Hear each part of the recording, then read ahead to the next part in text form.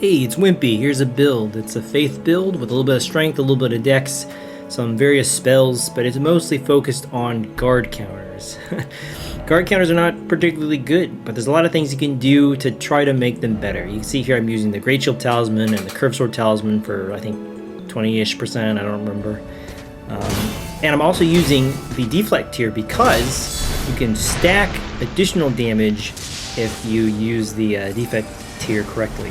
So you'll see some examples of that and some bad examples of that as well in these invasions. There you go. There's an example of some of the damage you can do. I get a little bit greedy and try to deflect that weapon art, which didn't really work out for me. But I think you can if your timing is good.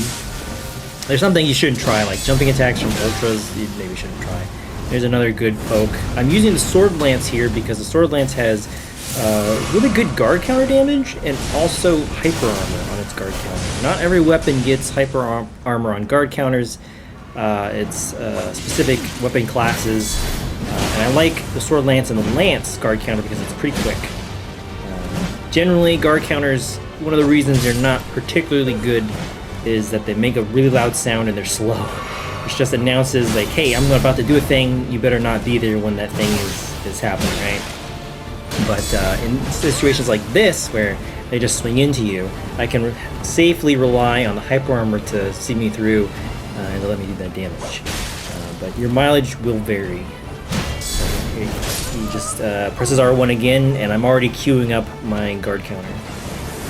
Here is a fun little weapon. This is a Sword of Light. It took me forever to get it on this character. It has a little bit of a quest involved in getting it. It's pretty long. It has a standard straight sword moveset. I think it's as long as the Noble Slender. And it has this cool weapon art. But what this weapon art does is it buffs the holy damage of not just a sword, but of, I think, anything you do. Here I am attempting to do some turn and burns, but failing. As you see, I have Valve the Indomitable on my shield. This is an amazing Ash. I am sad I have never really given it the time of day. You completely negate all damage taken while it's active. There's a little bit of timing involved, but it's fairly generous, and it has some hyper armor, as you can see from there. This guy is just spamming his weapon art, which is usually a pretty safe strategy with Stormcaller, but I'm able to get a guard counter in there. Straight swords don't get hyper armor, but they are really fast, so they make a fairly good guard counter. But just be aware, if somebody is spamming R1, they'll probably outwin or outtrade you. Here is a weapon that does not have a good guard counter and is not particularly good. Hammers are in a weird place. They get a little bit of hyper armor on their R2s, I think, but they're really short, and they're, just have some range issues. I have Prayerful Strike on here because I'm a paladin, and I thought it'd be fun. And there you can see I completely whiff a running R2. The Spiked Mace gets a unique running R2, which is a poke, which is kind of nice. Here you go, he goes for Witching Slash, and I just completely negate it with the Valve the Indomitable. It's so useful. And that was the correct play by him. He saw me using a shield, and Witching Slash just goes through shields, but now I have something that just lets me ignore damage for a couple seconds, and that could be really useful. So, as you can see, I'm not really doing too much damage to this guy. He's, I think, fairly high level. We'll see his souls here in a little bit. And he has all DLC items and stuff, so I'm assuming he's helping his friend with the game. As you can see there, the running R2 is not terrible. I think this is the only weapon, with the exception of maybe the one all-seeing mace or whatever. The one that dude has. What is his name? I think he'll come back to me. The all-knowing guy. Sorry, I'm having a beer. So yeah, mace. It's okay. There you go. There's a guard counter from the hammer. It's not particularly fast. Like I said, I wouldn't advise doing this if you wanted to win. If you want to have fun, though, it can be pretty fun. Here, I whip out some spells. This is the, what is it? multiple rings of light or multi-layered rings of light. That one can do some damage, but it has to land, and it's kind of pretty easily strafable, so it's pretty situational. In fact, all the spells I have in this build are situational. I got some of the spiral spells, and they're fun, but mostly for utility, not really for damage. There you go. Here's an example of using Vow of the Indomitable. It is so good. I included this invasion here because I'm fighting somebody on Mars. Normally, when you see somebody with this battle latency, I just assume it's like South America or Japan. Nothing against players from either of those countries. They can't really help that they are extremely physically distant from my location, as well as maybe they don't get the best internet providers. But it's just something I have to deal with. As you can see here, I make quite a few hits land, and it's actually pretty considerable how long it takes for the damage to tick, which is insane. But eventually, I think this guy either DCs because of his connection or leaves, and it leaves me alone with the host. Let's see here. I think I swapped to a parry shield. I'm using the golden parry because it's thematic and because I'm a paladin. But if you are wanting to actually parry people, you should always use carry and retaliation. It is by far the best parry. It has the best frames. I guess they nerfed golden parry. Oh yeah, so here's me and host. He's using backhand blades. Backhand blades have some pretty deceptive range, and they're like a 2-hit combo, I think, if they land on their R2s. I don't remember the exact frame data, but you know, he is not susceptible to getting poked. I have Sacred Rings of Light on this halberd. It is probably one of the most annoying spells in this game, for me anyway. But I do have it because it's holy and, you know, it fits the theme. But it does pretty consistent damage, and it's kind of hard to dodge. So it can be pretty useful in some situations. And you know what also is useful in situations? Bestial Vitality. Only 12 Faith. It lets you heal, and when somebody's running away from you like this, that's just time you can be healing. Or time that he can be quitting. So, GG's. Here's a fun little invasion. I'm using a Claymore. Claymore is one of my favorite weapons. I, in general, just like Greatswords. Hyper Armor is really good. And I love anything with a poke. Its guard counter is not particularly great. In fact, the guard counters on Greatswords are not particularly great. But this is just for the knight theme there. I try to knock him off with Wrath of Gold, but I'm not successful. So we're a little bit of a standoff. He now knows my plan, so it's going to be difficult to coax them over. But I got a couple things in my sleeve. He goes and uses, I think, Zamor Ice Storm spell. That's pretty good. I mean, that's a really smart idea. Somehow it doesn't go through the tree. It has a pretty big AoE. I'm not sure how it didn't hit me, but maybe there's some type of line of sight shenanigans. But I end up swapping to the Ballista. I think I've just enough strength to two-hand the basic Ballista, but you should be using these even if you don't have the requirements, because they push people. Pushing people is a great utility. So he went to fight me while I had my Ballista out, but he did not make the jump. I honestly almost didn't make the jump earlier in the invasion, so no shade on him. Gravity is a harsh mistress. So here we go. He has Bloodhound's Fang.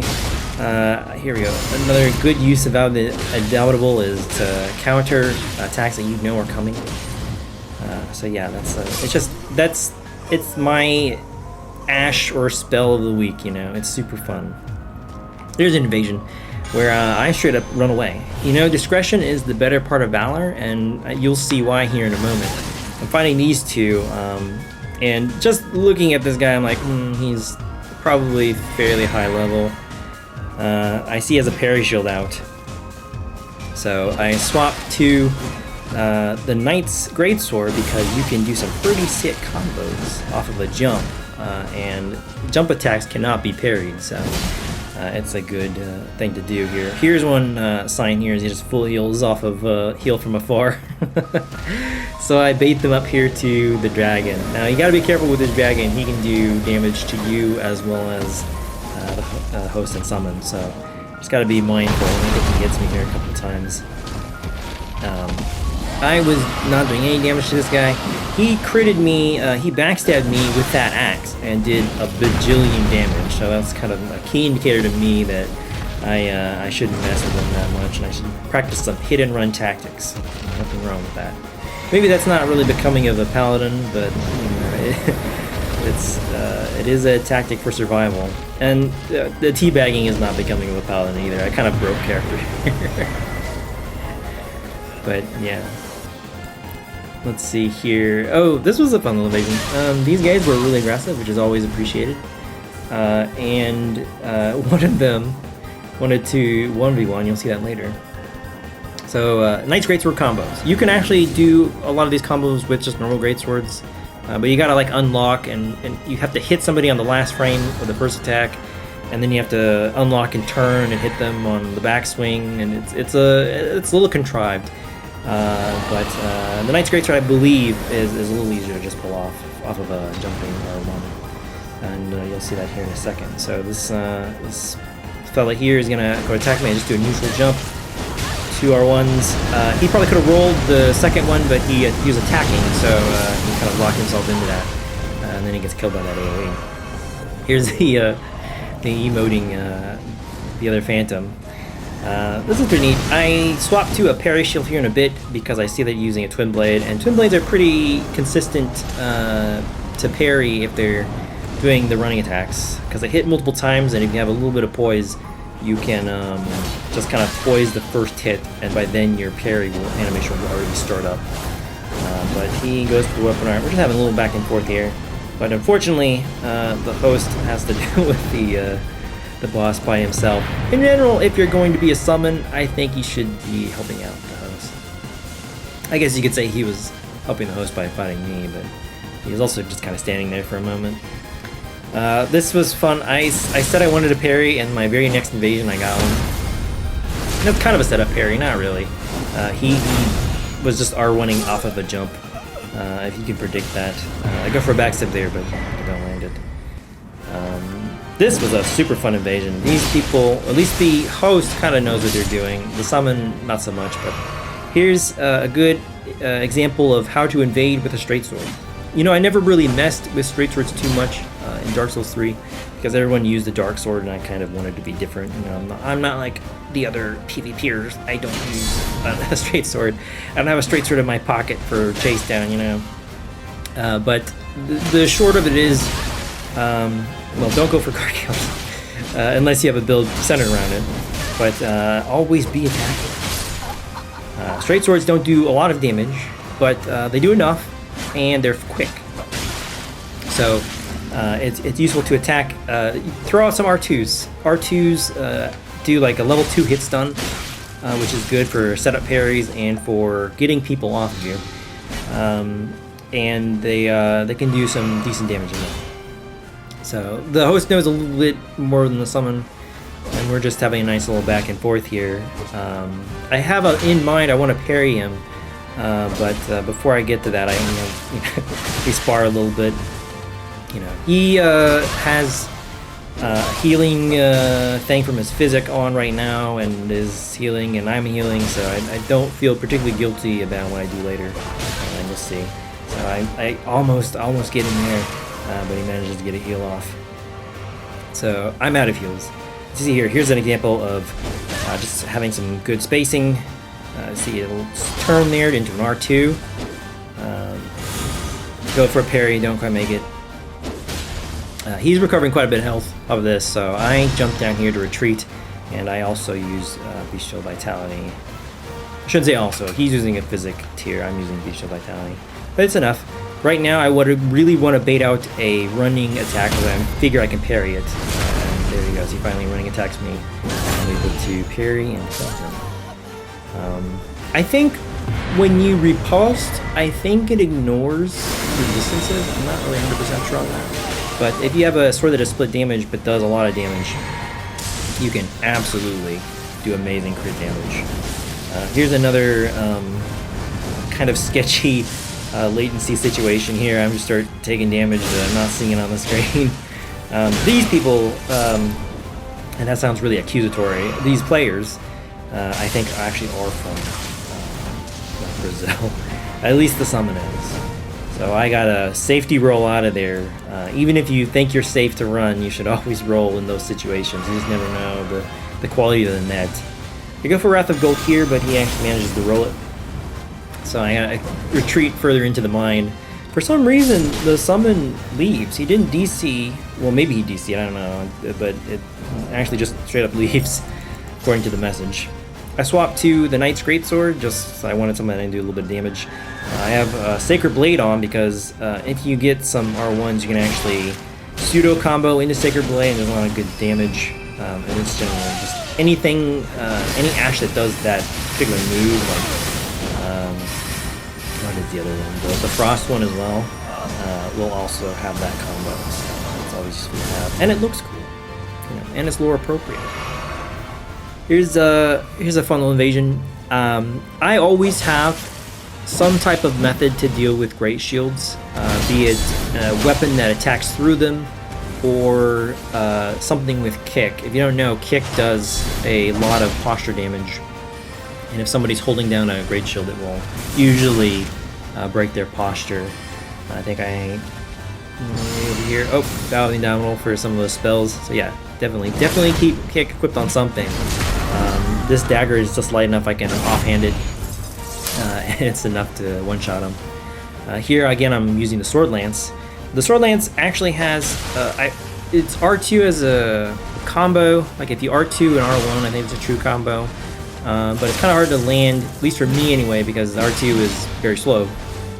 And if somebody's expecting it, they'll just not be there, you know. But one thing I found to be pretty good is the jumping R1. You kind of push it out there, and it has surprising range and really good damage when it's, you know, buffed. So it's definitely worth using as a mix-up. So we're gonna have a little bit of back and forth here. Technically, with the deflect tier, you can have you can deflect with just a weapon, and I'm using the Great Shield Talisman, which also increases the guard boost of weapons as well, their blocking properties. But the reason I'm using the Brass Shield is because it's just light enough for this build. I would have to put a lot of points into strength to use the Haligtree Great Shield, which is what was my first choice. So I sell on the Brass Shield, and it's pretty good. With the deflecting tier and the Great Shield Talisman, you basically take no posture damage or stamina damage when you block. So it's pretty good. You just have to have okay timing. My timing's not the best, but thankfully it's a pretty generous window. I swapped to the Claymore here just because they kind of knew what to expect from the Sword Lance, so I wanted something a little bit different, and I was able to get the win from that. Hey! Here we go. This is a fun little invasion. This was one that I thought I would lose. The Summon and Host don't have that much HP, but they have a lot of spam. And the Host, anyway, is doing very decent damage with his, what's called, Night Shards or whatever. The Night Sorcerer. I really go in on this Summon because I want to kill him and get him out of the way, but unfortunately, just don't quite make it.